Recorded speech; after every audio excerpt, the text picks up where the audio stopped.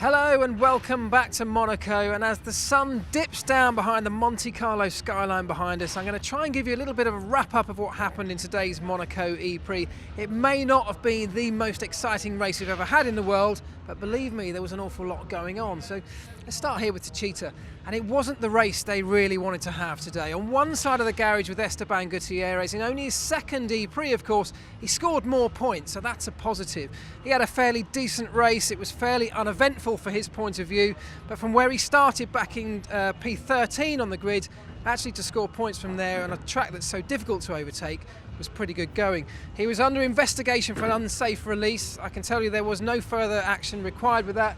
What happened was actually Esteban just got a little bit twitchy on the accelerator pedal, jumped forward slightly at that pit stop, but then stopped again, so they decided there was no advantage gained. We have a look in here. On the other side of the garage, it was a very different story. That's Jev's car, Jean-Eric Verne. He was looking strong. The pace he had today was great, and I think the team were hoping for a very good result, but he got desperate. He got a little bit frustrated, stuck behind Nelson Piquet Jr. and made a big lunge around the outside of that hairpin, and it ended in that situation there. The guys in the garage now have to put that back together, at least into a rolling chassis, just to get it back into the box and get it off to the Paris ePrix, which happens, of course, in just 1 week's time. So lots of work going on there. And when we're talking about teams that had a frustrating weekend, I think probably none more so than the Panasonic Jaguar Racing team. They didn't have the fastest cars this weekend, they knew that. But when that incident with Nelson Piquet Jr. and Jev happened, they took an opportunity to dive into the pits. It's one of those split-second decisions that a Formula E team has to make.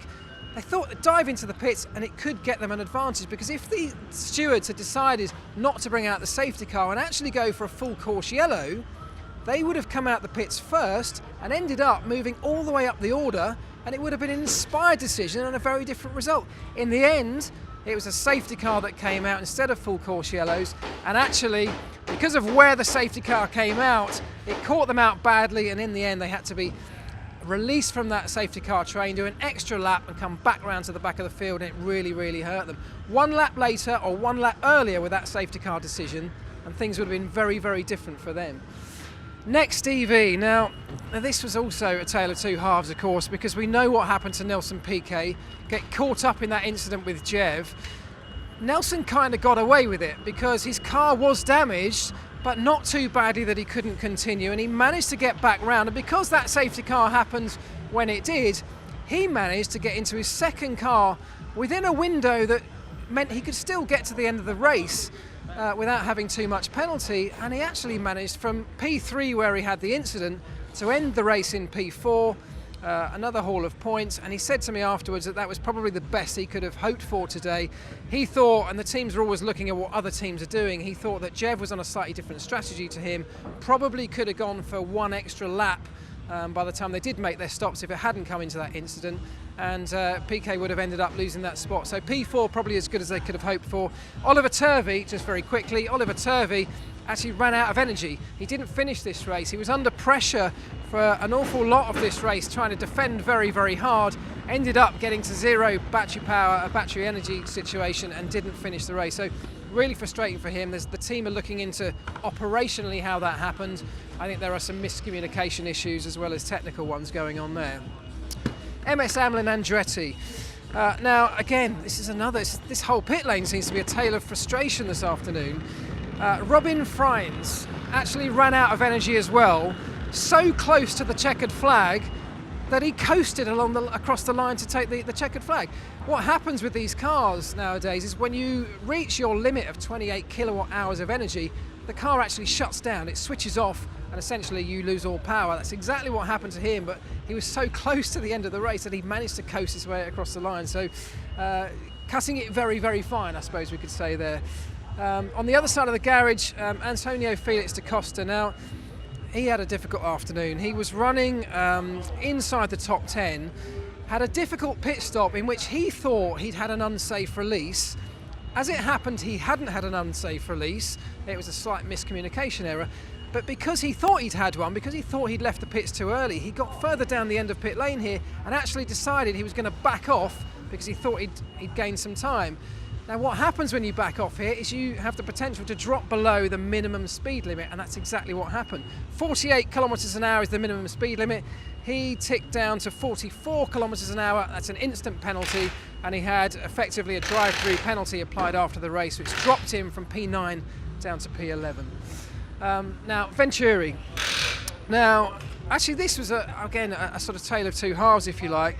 On Maro Engel's side, you've got to appreciate that this is a guy that was under severe pressure this weekend. He's a guy who's grown up in this principality. He had a lot of pressure on his shoulders from friends, family, lots of supporters here, and he qualified in P5, and he actually finished the race in P5, but it wasn't as simple as that. He lost a place off the start, so had to fight very, very hard to get that place back, which he did.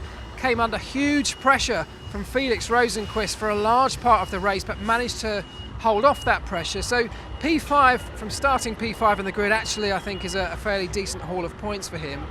On the other side of the garage, Stefan Sarazan had an electrical issue getting off the line. He lost all power on the car, unexplained at the moment. The team don't really know why, and even sort of more confusing than that, the power suddenly came back to him.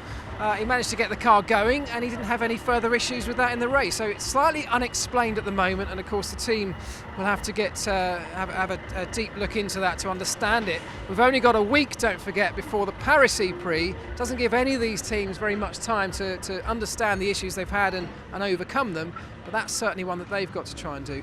The whole team here was under pressure. This is the local team. They're based here in Monaco. They had over 300 guests here this weekend as part of the team's operation, willing them to do well. So I guess to get a haul of points in P5 for Maro Engel is good reward for some of those guys. We're down at Mahindra now, Mahindra Racing. Now, this was a really strange one. Felix Rosenqvist here, who was doing very well. He started P6 on the grid. He's a very, very good street racer. He has a great pedigree around street circuits. He's won in places like Macau. In fact, he's won twice in Macau. He has a good history when it comes to racing on the streets when there is no margin, no room for error. So we expected good things from him. He got to his pit stop, which of course happened under that safety car period when everybody pitted today. And during the car change, during the car swap, he somehow managed to pull the earpieces or the wires out of his earpieces from his ears. He didn't realise it, of course, at the time. He got into his second car and had absolutely zero communication with the team, which in Formula E is a real major problem. The team could hear him talking to them. He couldn't hear anything that was coming back to him.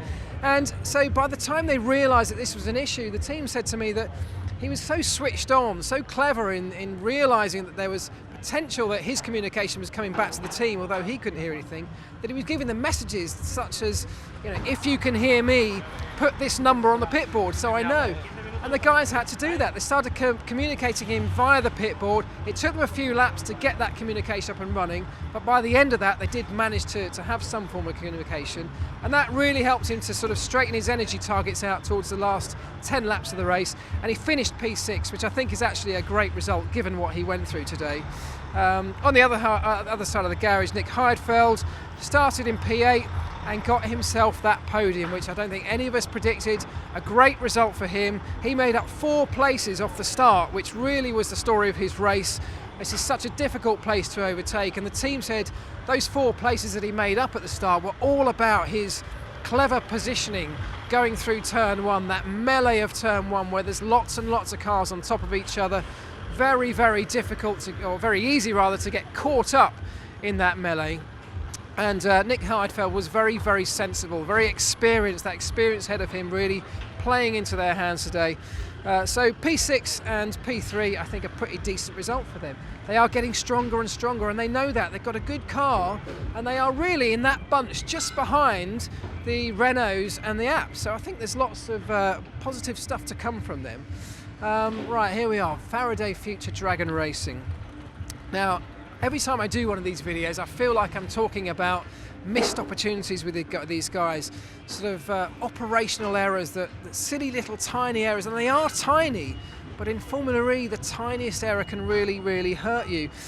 Jerome D'Ambrosio had an issue in qualifying, a software glitch, that the car kind of went over a bump, lifted the wheel off the ground, and it got some wheel spin, and the system went into a sort of a default error message and effectively shut the car down in qualifying. Come the race, starting right at the back because of that problem in qualifying, he had a very similar issue, a BMS, battery management system glitch with that software that they still don't really know and understand fully, and as I said before, they don't have very long to get to the bottom of that. With electrical problems, it's so hard. When you have a mechanical issue, you can see it. You know what's gone wrong because you can physically see it. When there's an electrical issue, you can't see that. So you've got to go into the data, you've got to start looking at the data the sensors are giving you and really dig deep until you can find what the problem is. On the other side of the garage, Loic Duval, again, an operational error in qualifying. He did too many laps. The rule states you are allowed 2 flying laps. They didn't really understand that. It's as simple as they hadn't really read and understood the rule book properly, and they did more than that, and as a result they had all their times deleted from qualifying, which consequently means he starts at the back, and starting at the back around Monaco means you have a very difficult afternoon ahead of you, and that's exactly what happens to them. He also had some regen issues which just compounded the whole thing. Now, the music's blaring out here at DS Virgin Racing, but I don't think they've got too much to celebrate. Sam Bird had a very difficult afternoon in that he was running, pretty decent in terms of pace, just lost the back end. He was struggling with tyre temperature. He said to me that he had very inconsistent tyre temperature. He couldn't quite get on top of the management of that, and that really affects grip in quite a drastic way here in Formula E. So he was trying to work out exactly when he was going to have the grip, when he wasn't, and it was changing all the way through laps and certainly all the way through the race. At one point, of course, he lost the back end, he hit the wall, and effectively that ruined any chances he had for the afternoon. At that point, he brings the car in, he makes some changes in terms of adding lots of aero, lots of downforce, and goes for the fastest lap, which he got in the end. So the small consolation for Sam Bird is that he gets the point for the Visa fastest lap, which could be valuable come the end of the season, of course. On the other side, Lopez had an issue right at the start. He got hit by Daniel Abt. The rear wing was broken. We all saw it on the pictures on the TV. It's easy to say, well, why didn't he come straight into the pits to change that? Because they need to stay out for as long as they possibly could. The reason for that is if you come into the pits on lap 1, you know that your race is over. You have got no opportunities left to you. There's no strategic options for you. You're not going to get to the end of the race in that second car. So they decided to stay out, even though the rear wing was broken, for as long as they could, in case there was a safety car, in case they were able to keep going. Eventually, they got the black and orange flag from the stewards, which means that you have to pit at that point. And even at that point, you're allowed 2 laps in which to make that Wenger out. There we go. They're certainly not Arsenal fans in this garage. When that black and orange flag comes out, you get 2 laps in which to make your mandatory stop to repair the car. They even kept him out for those 2 laps, just in case it managed to, there was a safety car that helped them, or just to lessen the number of laps they had to do in that second car. So they tried everything they could today, but unfortunately they just didn't get the results they needed. They've got some work to do in understanding how to manage those tyre temperatures, and I think a few people up and down pit lane have that issue as well. So a lot of work going to be done in that area, I'm sure. Now, the Abt Schaeffler, the Audi Sport Abt Schaeffler team. Now, of course, there's this big battle that's been going on for pretty much all 3 seasons now between these guys here and the guys next door to them at the Renault Edams team, particularly between Lucas di Grassi and Sebastian Buemi. They always seem to end up close to each other on the track, and certainly close to each other in the championship. And it was exactly the same today, wasn't it?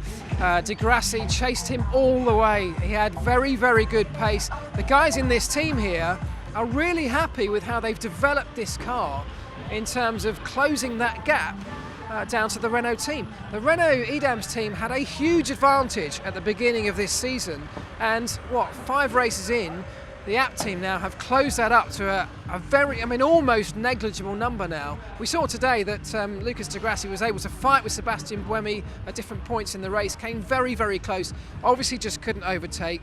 But these guys said that they had a decent race. It was, they knew that Jev and Nick Heidfeld are probably on different strategies to them. The teams are all monitoring, of course, the energy levels of every other team, and from that, they can work out in the early part of the race when the other teams are looking to stop by how much energy they're using on each lap. And so they knew that Lucas di Grassi was on a different strategy to them, so they had nothing to worry about from behind, which allowed them to really go on the attack with Sebastian Buemi. That happened, of course, later in the race.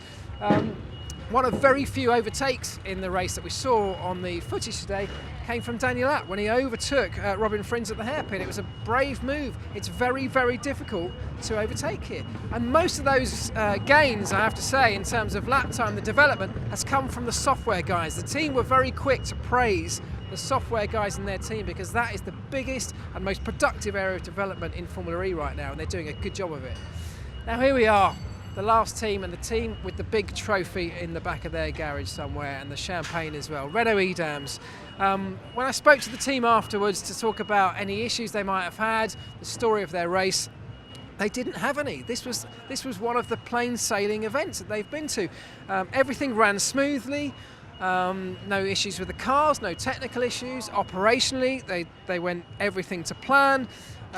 Sebastian Buemi complained that the second car perhaps wasn't quite as good as the first. They don't really know why, but I guess when I spoke to some of the other drivers, you know, they all say, well, that's relative, isn't it? Because they have a very, very good car here at Renault, and today they put it to perfect use. Qualified in P1, built up a very, very good gap at the beginning of the race, did Sebastian Buemi, just to take the pressure off in that early part, and he just saw the race out to the end. He did a fantastic job of keeping Lucas di Grassi behind when he did put the pressure on later on, and the 25 points that come with that are absolute just reward. Nick, if you come down here, you can see the trophy that these guys picked up at the end as a result of that win today. And you know, this is more than just winning at Monaco, which is obviously a very special event to be successful at. This is about the championship. These guys have reasserted themselves in the championship hunt, opened up that lead again over Lucas di Grassi just when he thought things were getting close. And you know, this battle is really, really on. The guys next door in the red and yellow, they think they are very close now and they can take this all the way to the wire. These guys, they think they've got it covered, but I think race to race, this is a battle that's going to be switching backwards and forwards all the way to the end of this season, and I can't wait to watch it. Hope you can too. See you soon.